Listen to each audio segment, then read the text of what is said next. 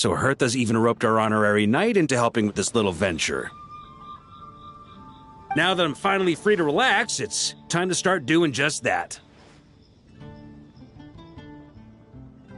Can't wait to see your skills in action. Give me something that goes well with casual conversation, but still packs a punch. Of course they don't clash. A drink that packs a punch means you have to drink it slowly. And if you want to chat, then it has to go down smooth. So, something with a sweet aftertaste. A conversational connoisseur requires the perfect balance. The most suitable choice on this menu would be the Thorny Lake. It's a drink with a real kick that you can find in almost every bar. It's not enough to know the recipe, though. The key is in the mixing. Some bartenders choose to stick to the tried and tested basics, while others like to add their own personal flair. That's the spirit. Now, show me what you've got.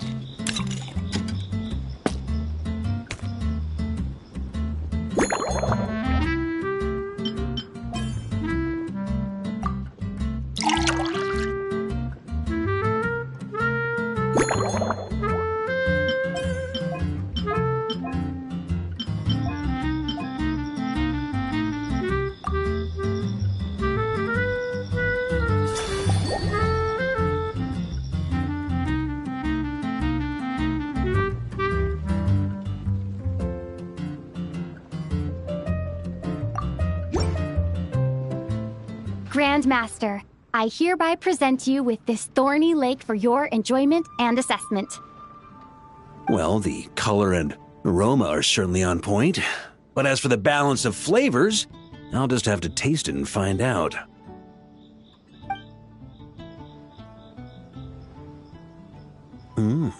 Not bad. You haven't overdone or skimped on any single ingredient. Though, unfortunately, it's a little too, polite for my tastes. Perhaps I should have said modest. You followed the formula to a T, but if anything, you've played it a little too safe. Were you worried that deviating just a little might disappoint me? Hey, we fought side by side and dealt with things that even gods were loath to meddle with. Ours is a friendship forged in the margins between life and death. That said, if you ask me, you can ditch the nerves and work your mixologist magic. I'm looking for something that shocks the senses. Mull it over. There's no rush. We can chat while you think. Who knows? You might just find some inspiration to mix in with your magic.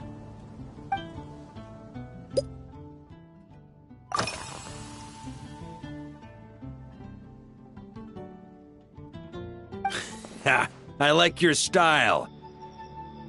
Speaking of this garden, it brings back memories of something that happened many years ago. When I was young, I liked to find ruined guards to test my fighting skills, both armed and unarmed. Once, I failed to take down a stray missile, and it ended up destroying a watchtower on the city walls. As punishment, I had to run 50 laps around the city, repair the watchtower, and help rebuild the shattered walls in this garden.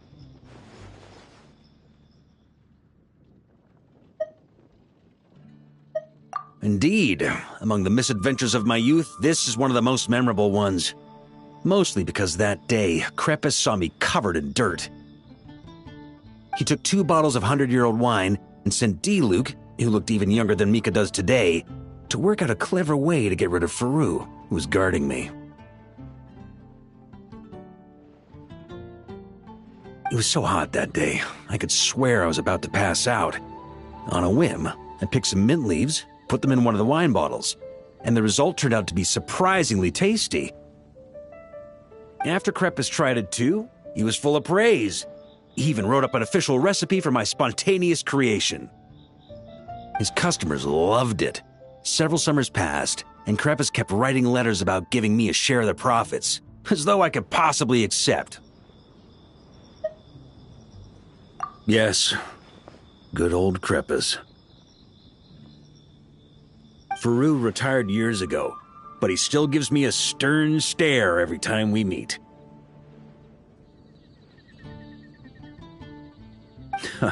He's a stubborn one. D-Luke, who replaced him, and then Kaya, who took over later, both performed impeccably. Changing times will always belong to the youth. He should have admitted defeat long ago. When I get the chance, I'll have Kaya show him the amazing progress the cavalry company has made.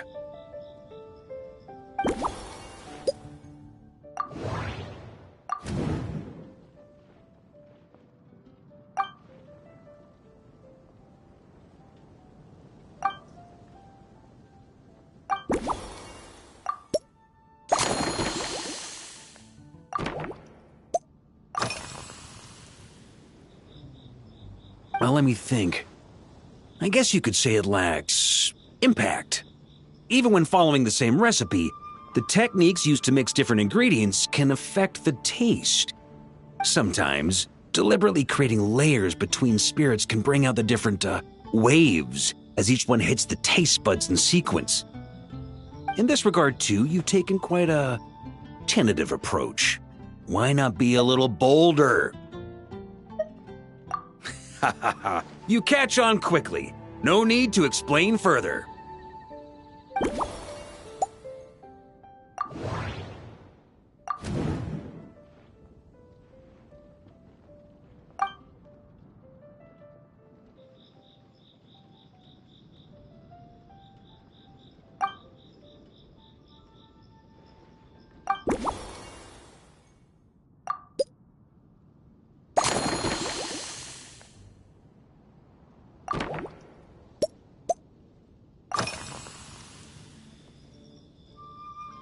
It's a treasured place that the Knights of Favonius have maintained for years, so it makes sense that it's become the go-to location for organizing such things.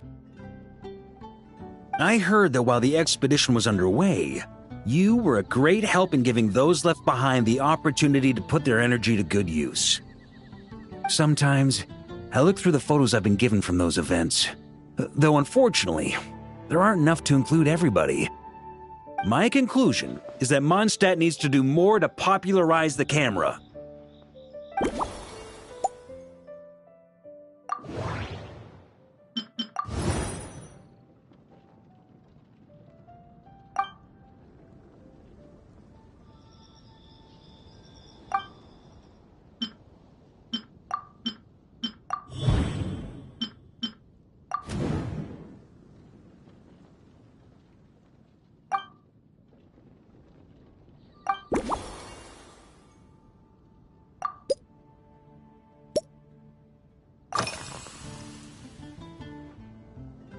Pretty awesome, huh? It's like a hammerhead that you can fill with wine when you're not using it to pound in nails. It was a gift. Hoffman came up with the idea, Charles supplied the design, Wagner helped cast it, and about 10 or so knights chipped in to pay for the materials. They've been waiting to have a good drink with me, and this is my crucial weapon to aid me in a fair duel with them all. I'm the Grand Master, after all. I've been drinking a lot longer than them. I've practiced more assiduously, and I have a bit more meat to absorb the blows. So it's only fair to my subordinates that I drink a teensy bit more per round. Wouldn't you agree? Of course, some of them have been training as long as I have, and those ones won't be getting any special treatment. Take Hazelnut 3 and Hazelnut 5, for example. Both were skilled warriors who helped me deal with Eric back in the day. But nowadays, I have them helping Jean with miscellaneous duties. At today's after-work cooldown, they insisted on trying to keep pace. In the end, they lost our game of darts and ended up passed out on the floor.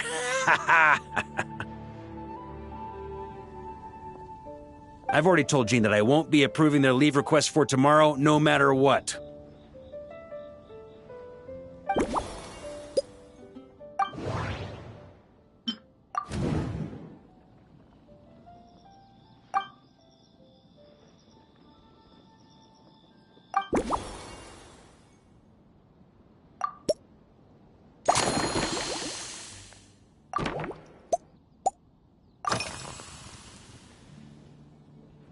If I were in charge of organizing events, well, I suppose everyone would revolve around fine wine, or at the very least, there would be some sort of tasting involved. For example, we could go all in on this drink stand and open it to the whole city, with every company of the night selecting one or more mixologists to compete against each other. It's only a thought. Can't let things get too out of hand. If I were to actually throw a grand banquet, Jean would come after me with her sword drawn. Even Frederica would launch a punitive expedition. While in Notcry, we had a rule that knights must never get drunk while at their posts. Otherwise, it could lead to dereliction of duty, with serious consequences. Exactly. As expedition members return to their companies, my hope is that this rule will gradually spread to everyone in Mondstadt too. Just like firewater and smetana, these Notcry delicacies have made their way into Mondstadt's households and become part of people's daily lives. Young people need to learn restraint. At the end of the day, no one should be biting off more than they can chew. Unless it's someone near my level, they shouldn't even be thinking about enjoying a light buzz when they've still got work to do. Most people would just end up a whole lot drunker than they'd like. You should come practice with me on weekends. Trust me, once I've drunk them under the table, they'll be swearing off wine for a whole week.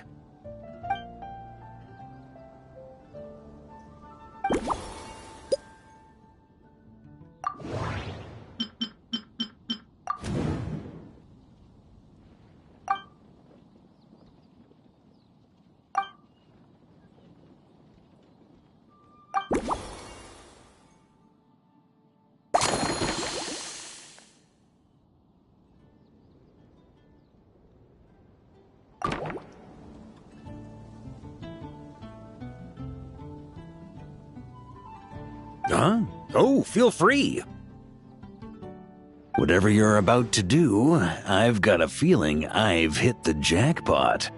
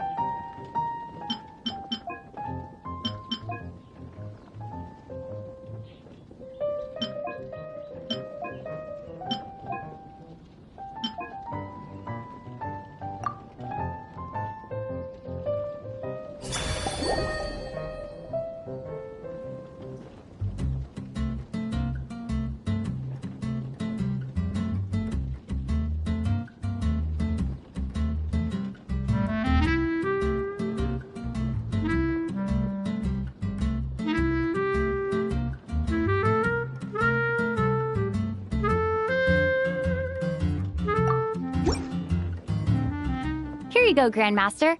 A cocktail just for you. I guarantee you won't find this one too polite. Such a spirited drink. How did you make this? What a burning scent of fire water. Oh, it's as if the very air were about to ignite. This is more like it.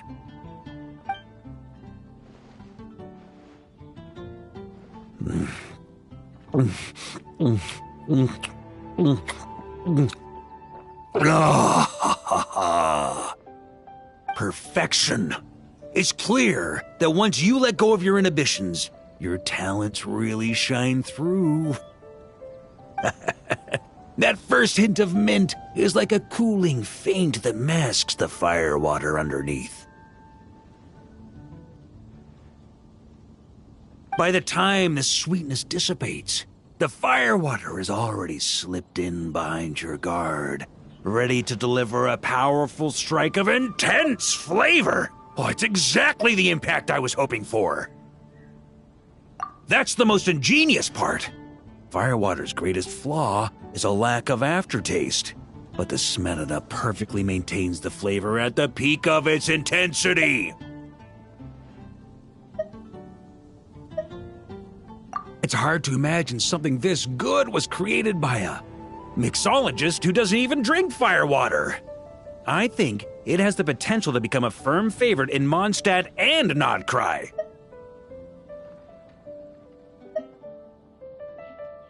Iron Wolf. Oh, perfect.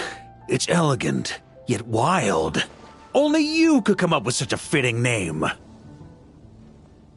Oh, I have an idea. Why don't we name our Knights of Favonius' drink stand after you? Let's call it the Honorary Knights Cocktail Shack. No time to waste. I'll go have a word with Glenfiddia right away.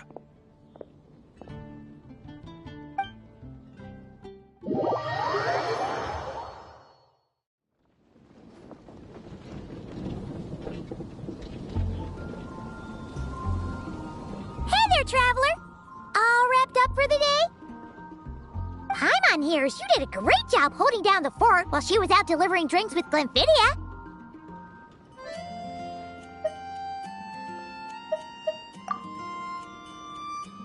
Whatever the reason, the Honorary Knight is clearly one of the most talented mixologists in Mondstadt.